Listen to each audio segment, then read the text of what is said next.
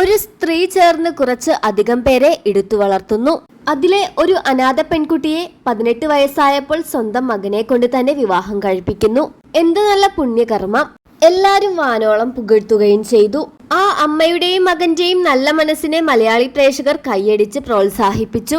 ഇപ്പോഴിതാ അതെല്ലാം വെറും കെട്ടുകഥകൾ മാത്രമായിരുന്നുവെന്ന് പുറത്തുവരുന്നു. അനാമികയെയും വിഷ്ണുവിനെയും പറ്റി അവിടുത്തെ അന്തേരവാസികൾ പറഞ്ഞ ഓഡിയോയാണ് ഇപ്പോൾ പുറത്തു വന്നത്. അനാഥാലയത്തിലെ അന്തേരവാസികൾ തന്നെ പറയുന്നു, രാത്രി പുറത്തിറങ്ങാൻ അനാമികയ്ക്ക് ഒരു ഡ്യൂപ്ലിക്കേറ്റ് കീ കൊടുത്തിട്ടുണ്ട്. അവൾ ആ ഗ്രില്ല് തുറന്ന് രാത്രി വിഷ്ണുവിന്റെ റൂമിലേക്ക് പോകും. ഇത് ഞാൻ പലപ്പോഴും കണ്ടിട്ടുണ്ട് എന്നാണ് അവിടുത്തെ അന്തേരവാസി പറഞ്ഞത്.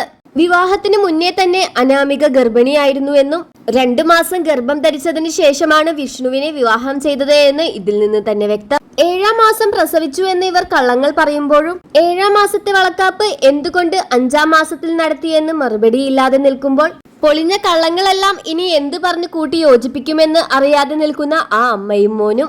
അമ്മയുടെ 2-ാം വിവാഹം നടത്തിയത് എന്തായാലും നന്നായി. അതുകൊണ്ടല്ലേ 5-ാം മാസത്തെ ഈ ഒരു വളക്കാപ്പ് വീഡിയോയും ഇവരുടെ പ്രസവ വീഡിയോയും 7-ാം മാസത്തിൽ ജനിച്ച കുഞ്ഞിനെയും കൊണ്ടുള്ള ഇവരുടെ ടൂർ പോക്കുമെല്ലാം സോഷ്യൽ മീഡിയയിൽ വിവാദമാവുകയും കേസാവുകയും ചെയ്തത്.